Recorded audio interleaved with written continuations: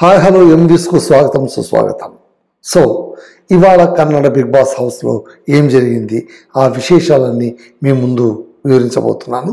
అంతకు ముందుగా మీరు దయచేసి నా ఛానల్ని సబ్స్క్రైబ్ చేయండి, షేర్ చేయండి, లైక్ చేయండి. అసలు విషయానికి వస్తే సినిమాను తలపించేలాగా, థ్రిల్లింగ్ సినిమాను తలపించేలాగా, సస్పెన్స్ను తలపించేలాగా ఇవాళ బిగ్ బాస్ హౌస్లో మొత్తం ప్లాన్ చేశారు. నిన్నటిదాకా మనం అనుకున్నది, నిన్నటిదాకా ఎందుకు, ఈ ముందు క్షణం దాకా కూడా బిగ్ బాస్ హౌస్ ప్రారంభం కాకముందు కూడా అందరూ అనుకున్నది ఏంటంటే ఈరోజు మిడ్ వీక్ ఎలిమినేషన్ ఉంటుంది. ఎందుకంటే వారం పొడుగునా టాస్కులు జరిగింది ఎందుకు, ఈ మిడ్ వీక్ ఎలిమినేషన్ తప్పించుకోవడానికి. పైగా కిచ్చా సుదీప్ గారు స్పష్టంగా చెప్పిపోయారు, మిడ్ వీక్ ఎలిమినేషన్ ఉండి తీరుతుంది.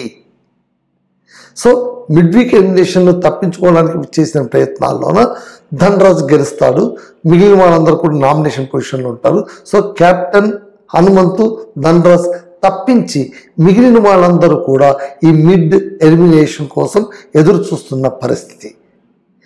సో సీన్ ఓపెన్ చేయగానే, బిగ్ బాస్ హౌస్ ఓపెన్ చేయగానే నిన్నటి ఆట గురించి, ఆ తర్వాత ఈ వారం రోజులు వాళ్ళు ఆడిన ఆట గురించి పరస్పరం మదన పడుతున్నటువంటి సీన్లు మనకు కనిపిస్తాయి. త్రివిక్రమ్ భవ్య దగ్గర కూర్చొని, రజిత్ దగ్గర కూర్చొని విపరీతంగా బాధపడుతుంటాడు. ఏంటి ఇట్లయిపోయింది, అసలు ఏమి ఆటలు, అసలు ఇంత ఆడటం వచ్చిన వాడిని నన్ను మూల కూర్చోపెట్టేయడం ఏంటి, ఒక్క ఆట కూడా ఆడించకపోవడం ఏంటి అంటే భవ్య అంటుంది, ఎందుకు అనవసరంగా నువ్వు ఇంత స్ట్రెస్ అవుతావు, అసలు నిన్న మొన్న నువ్వు ఎలా ఉన్నావో తెలుసు, అసలు అద్దంలో నీ మొహం చూసుకున్నావా, మరీ అంత స్ట్రెస్ కావాల్సిన అవసరం లేదేమో అనిపిస్తుంది నాకు అంటే త్రివిక్రమ్ అలా కాదు, ఆడవలసిన వాడిని నేను ఆడలేకపోయాను కదా, మళ్ళీ అది నాకు బాధ అనిపించదా, నాకు వేరేది ఏం రాదు, ఎంటర్టైన్మెంట్ అంతగా రాదు, నాకు వచ్చేది ఆటే, ఆ ఆటే నన్ను ఆడనివ్వకుండా చేస్తే నేను నీకేం చేయాలి అని అన్నప్పుడు త్రివిక్రమ్ ఆ మాట అంటుంటే రజిత్కు విపరీతం కోపం వస్తుంది. వరల్డ్ కప్ పోతుంది, అందుకోసమే ఇంత బాధపడతాం, పోవయ్యా, ఏదో ఆడావు, ఇంకా వారం రోజులు ఉందిగా, కేవలం టాస్కులు చూసి మమ్మల్ని డిసైడ్ చేస్తారా ఏంటి, అన్ని కలిపి కదా డిసైడ్ చేసేది, ఎందుకు అనవసరంగా అంత బాధపడతావని కాస్త వ్యంగ్యంగానే అంటాడు. సో ఆ విధంగా ఒకరికొకరు మాట్లాడుకుంటున్న సమయంలోన ఇంటిలోన ఒక గెస్ట్ వస్తారు. సంక్రాంతి పండుగ కదా, ఇది యాక్చువల్గా నిన్న జరిగిన షూటు ఇవాళ మనకు చూపించారు.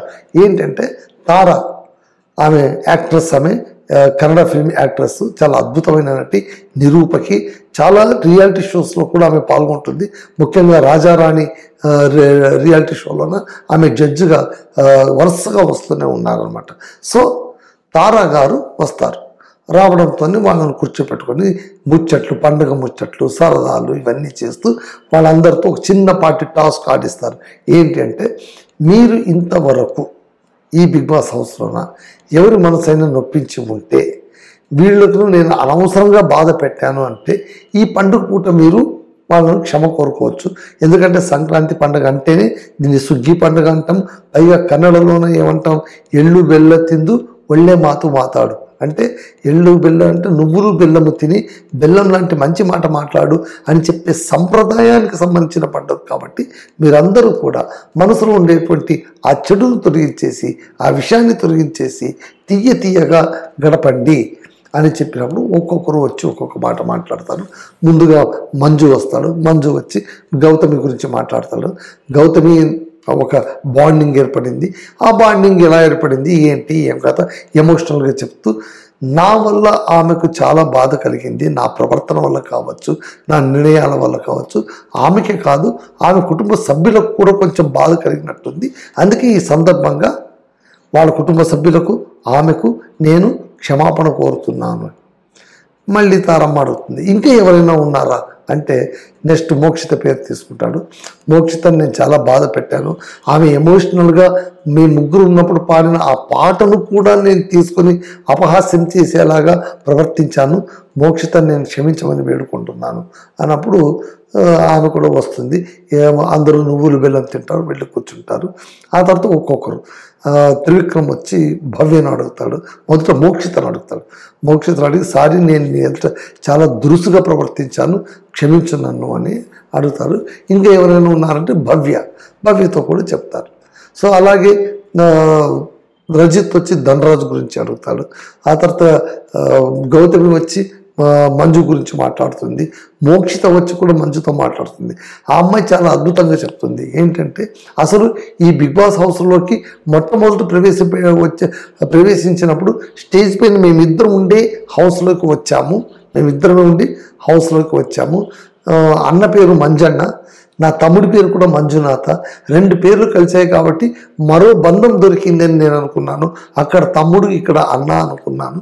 కానీ కొన్ని సందర్భంలోన వైరుధ్యాలు వచ్చాయి.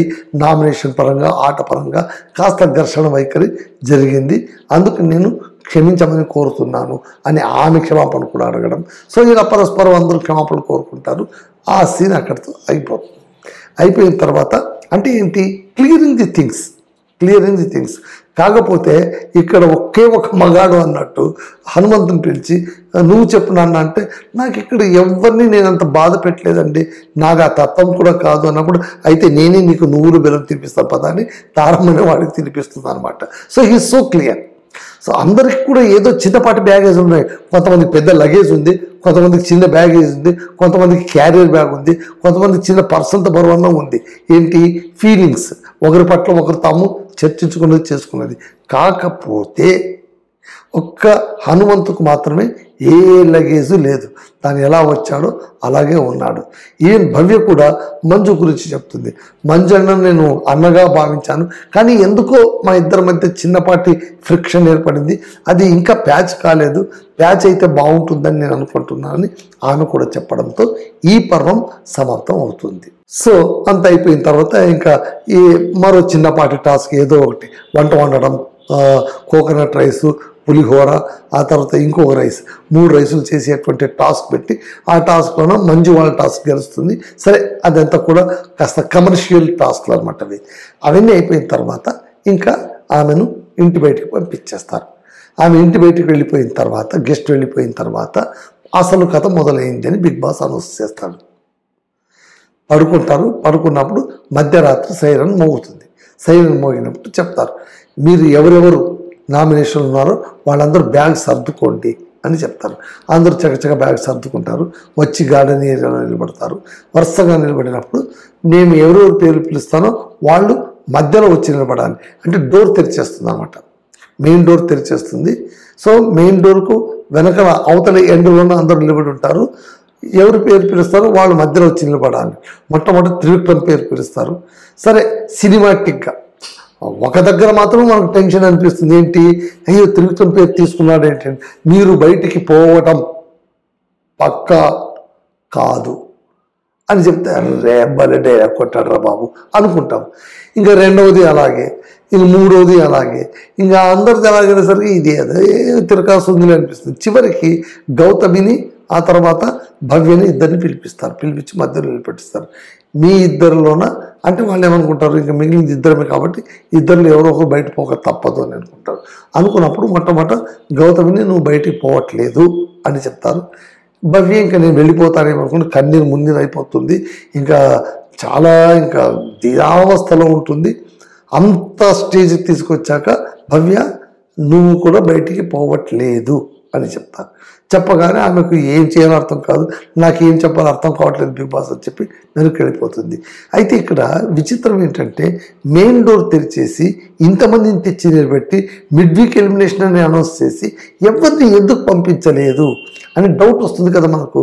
ఆ డౌట్ను క్లారిఫై చేస్తూ బిగ్ బాస్ ఏం చెప్తారంటే, సంక్రాంతి పండుగ కాబట్టి ఈరోజు ఆ ప్రక్రియ జరగట్లేదు, బట్ ప్రక్రియ ఉంది, అది క్లోజ్ కాలేదు. ఈ ప్రక్రియ పూర్తయ్యే వరకు మెయిన్ డోర్ అలాగే తెరిచి ఉంటుంది, మీరు ఇంకా నిష్క్రమించవచ్చు అని చెప్తారు. అది చివరిగా ఒక ఎండ్ కార్డు పడుతుంది. అక్కడ పెద్ద ట్విస్ట్ పెట్టారనమాట. సో ట్విస్ట్ ఏంటి అంటే, మిడ్ వీక్ ఎలిమినేషన్ ఉంది అని చెప్పి లేదు అని తేల్చేయడం. ఇది ఈ హై డ్రామా మధ్య చెప్పడం. సో ఇక్కడికైతే పర్వాలేదు, కానీ రేపటిది కొంచెం టీజర్ వేశారు. ఆ టీజర్లో నాకు అర్థమైంది ఏంటంటే, ధనరాజ్ పైన ఏదో సమ్ అలిగేషన్ వచ్చింది. ఆ 3 గేములు చక్కగా ఆడుకొని వచ్చాడు కదా, మళ్ళీ ఆ ధనరాజ్ ఏదో చూసి ఆడాడు, ఎదురు ఉన్న మిర్రర్ చూసి గేమ్ ప్లే చేశాడు అనేటువంటి ఒక మాట అయితే వినిపిస్తోంది. నేను అలా కాదు బిగ్ బాస్ అంటుండడం వినిపిస్తుంది. సో రేపు ఈ పంచాయతీ ఏంటో మనకు తెలుస్తుంది. ఎవరు దీన్ని కనిపెట్టలేదు. ఈవెన్ సంచాలకులుగా ఉన్నటువంటి హనుమంతు కూడా దీన్ని ఏం కనిపెట్టలేదు. మళ్ళీ ఇది ఎలా జరిగింది, ఇది నిజమేనా, ఇంకా ఏమైనా ఉందా అనేది మనకు రేపు తెలుస్తుంది. మొత్తం మీద నాకు అర్థమైంది ఏంటంటే, ధనరాజు నిన్న బాగా ఆడాడు, గేమ్లని గెలిచేశాడు, ఎలిమినేషన్ నుంచి బయటకు వచ్చాడు, ఇంతవరకు చాలా బాగుంది. నిన్న వరకు ఆయన చాలా పెద్ద తోపు అని మనం అందరం కూడా అనుకున్నాం. అయితే అక్కడ ఒక చిన్న పొరపాటు జరిగింది అని ఈరోజు మనకు బాగా వదంతులు వినిపిస్తున్నాయి. ముఖ్యంగా సోషల్ మీడియాలోన కోడై కూస్తుందన్నమాట. ధనరాజ్ మోసం చేసి ఆడి గెలిచాడు, ఆయన సరిగ్గా ఆడలేదు. ఏంటంటే కనుక ఈ కీకిరి తీసేటువంటి ఒక టాస్క్ ఉంది కదండి. అంటే ఏంటి, ఒకటి బల్ల ఉంటుంది, బల్ల పైన అంత జిగ్జాగ్గా దారి రాసి ఉంటారు. ఆ దారిని ముందు నుంచి చూసి వెనక్కి వచ్చి ఆ లాక్ ఉన్నటువంటి ఆ చిన్న దిమ్మె ఉంటుంది, ఆ దిమ్మెని పైకి ఇట్లా తీసుకొని వచ్చి ఆ స్లాట్ నుంచి బయటికి తీసి ఆ కీతోన ట్రంక్ తెరవలసి ఉంటుంది. సో అది కీలకమైన ఆట. 3 ఆడారు దీన్ని, కానీ ఫస్ట్ ధనరాజ్ దీన్ని పూర్తి చేశాడు. కారణం ఏంటంటే, ఆ ఎదురుగా ఆయనకు అద్దం ఉండడం వల్ల ఆ మార్గం, ఆ వే కనిపిస్తుంది, ఆయన స్లాట్ ఎలా తీసుకురావాలని. ఎందుకంటే ఆ క్యాండిడేట్ మళ్ళీ తొంగి చూడకూడదు. ఒకసారి చూసిన తర్వాత మైండ్లో గుర్తుపెట్టుకొని ఇంప్రింట్ చేసుకొని దాన్ని చకచకా తీసుకెళ్ళాలి. అలాగే రజిత్ 2-3 సార్లు చూడడానికి ప్రయత్నిస్తే సంచాలకుడుగా ఉన్నటువంటి హనుమంతు వార్నింగ్ ఇస్తాడు కూడా, రజిత్ అన్నా నువ్వు చూస్తున్నావు, చూడొద్దు అని.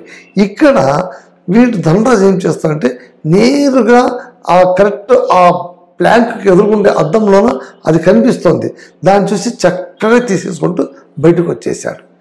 ఈ విషయాన్ని మంజు, భవ్య వాళ్ళిద్దరూ మాట్లాడుకుంటారు, అక్కడ మిర్రర్ ఉంది, అక్కడ మిర్రర్ ఉంది అని. సో ఎప్పుడైతే ధనరాజు మొదట ముగించేస్తాడో, ముగించిన తర్వాత అక్కడ ఎంటర్ కాగానే ఆయన అడుగుతారు మంజు, అక్కడ మిర్రర్ ఉంది కదా, మిర్రర్ నువ్వు చూసావా అంటే, నాకు తెలీదు అన్నాడు. ఎదురుగా మిర్రర్ ఉంది, మిర్రర్లో నువ్వు చూసావా అంటే, నన్నేం చేయమంటావు, పైకి ఫస్ట్ హాఫ్ కనిపించింది, అది గ్రే ఏరియా, నీ చేయగలిగింది ఏముంది అని నవ్వాడు అని ఈరోజు సోషల్ మీడియాలోన వీడియోతో సహా క్లిప్పింగ్లు పెట్టి చూపిస్తూ ఉన్నారు. ఇది నిజమైంది కాబట్టి అంటే ఏంటి, గ్రే ఏరియా అనే పేరుతో మనం మోసం చేయకూడదు కదా. గ్రే ఏరియా అంటే ఏంటంటే, ఎక్కడ ఒడుపుగా దొరుకుతుందో, ఆటలో ఉన్న బ్లాక్ అండ్ వైట్ మధ్యలో ఎక్కడో గ్రే ఏరియా ఉంటుంది, దాన్ని ఒడుపుగా గుర్తించి ఆటను లాజికల్గా ముందుకు తీసుకెళ్ళి వ్యూహాత్మకంగా గెలవడం. సో అది కదా. పైగా గ్రే ఏరియా అనే పదం ఈ సీజన్లోనే పుట్టింది. ఒక రకంగా దరిద్రం పదం ఏమో అనిపిస్తుంది నాకు. ఇవి ఎటువంటి ధనరాజ్ చాలా ఈజీగా ఏమన్నాడు, అది గ్రే ఏరియా అని నవ్వాడు. మళ్ళీ ఇప్పుడు ఇది రచ్చ రంబోలా అయిపోతుంది. మళ్ళీ నిజంగా ధనరాజ్ అద్దం చూసి ఆడింది తానే ఒప్పుకున్నాడు కాబట్టి మళ్ళీ బిగ్ బాస్ ఏం చెప్తాడు, దీనికి సంబంధించి ఏం చెప్తాడు, అసలు ఇవాళ మిడ్ ఎలిమినేషన్ పోస్ట్పోన్ చేసిందే దానికోసమా, ధనరాజ్ ఫౌల్ గేమ్ ఆడాడు కాబట్టి మళ్ళీ ఏమైనా రిపేర్లు మొదలు పెట్టారా, ఒకవేళ నిజంగా ఫౌల్ గేమ్ ఆడి ఉండింటే కనుక మళ్ళీ నిన్న అతను అంటే సంచాలకుడిగా ఇప్పుడు హనుమంతు పైన కూడా ఇప్పుడు ఆయన నిజాయితీ పైన కూడా క్వశ్చన్ వస్తుంది. ఎందుకంటే తాను చాలా స్ట్రిక్ట్గా చేశానని అనుకుంటున్నాడు. మళ్ళీ ధనరాజును వదిలిపెట్టేశాడు కదా, ధనరాజును అబ్జర్వ్ చేయలేదు కదా. రజత్ చూశాడా లేదా చూశాడు, కానీ ధనరాజు ఏం చేశాడనే విషయాన్ని ఎందుకు మర్చిపోయాడు, అది నెంబర్ 1 పాయింట్. రెండవది, ధనరాజు అతనికి దోస్తు కాబట్టి వదిలేశాడా అన్న అనుమానాలు కూడా వస్తాయి. ఇవన్నీ చూస్తుంటే ఇప్పుడు ధనరాజు పైన నీలి నీడలు కమ్మాయి, అతని గెలుపు పైన నీలి నీడలు కమ్మాయి. మళ్ళీ ఇదే కొంచెం టీజర్లు ఇవాళ చూపించినట్టున్నారు. మళ్ళీ రేపు దీనికి సమాధానంగా బిగ్ బాస్ ఎలాంటి పరిష్కారాన్ని చూపిస్తాడో మనం వెయిట్ చేయాల్సిందే.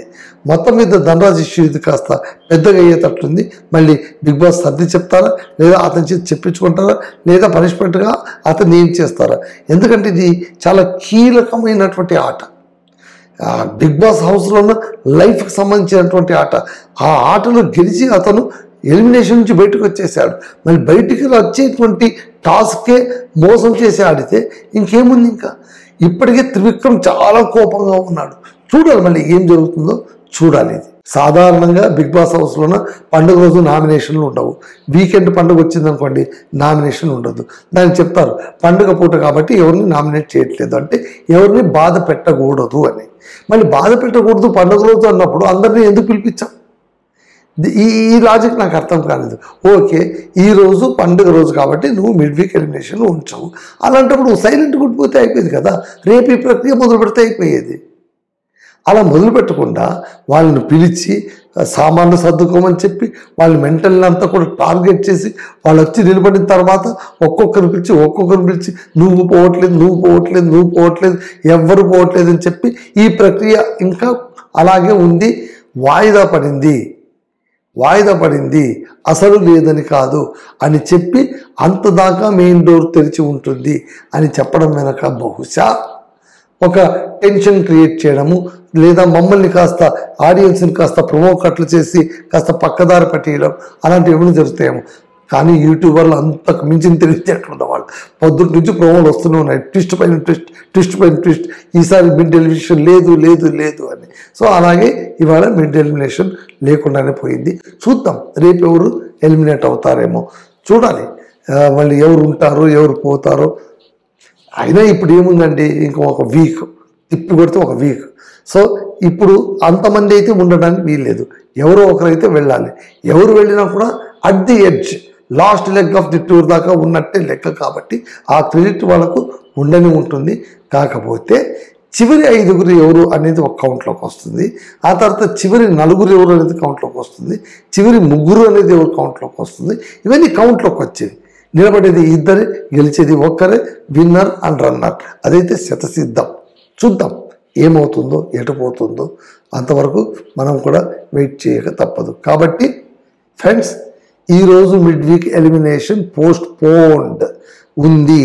తలుపులు తెరిచే ఉన్నాయి, వెళ్ళిపోవడానికి అవకాశాలు పుష్కలంగా ఉన్నాయి. ఎవరు వెళుతారా అనేది రేపు మనం చూడాల్సి ఉంటుంది. ఇది వాటి బిగ్ బాస్ రివ్యూ అండి. మళ్ళీ రేపు ఏం జరుగుతుందో ఖచ్చితంగా మీ ముందు పెడతాను. అంతవరకు సెలవు. Ramadurgam Madhusudan signing off.